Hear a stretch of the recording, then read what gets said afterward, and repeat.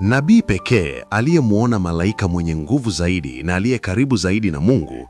Manabii wengi waliwaona malaika, lakini ni Isaya tu aliyewaona maserafi, ngazi ya juu zaidi, viumbe wenye nguvu zaidi katika ulimwengu, viumbe wa moto wanaozunguka kiti cha enzi cha Mungu.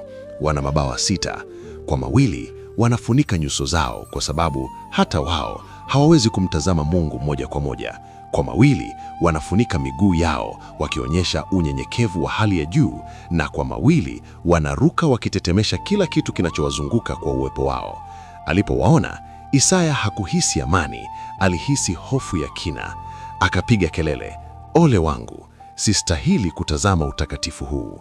Lakini jambo lisilowezekana likatokea. Mmoja wa maserafi alichukua kaa la moto kutoka madhabahuni pa Mungu na akaruka kuelekea Nabii Isaya.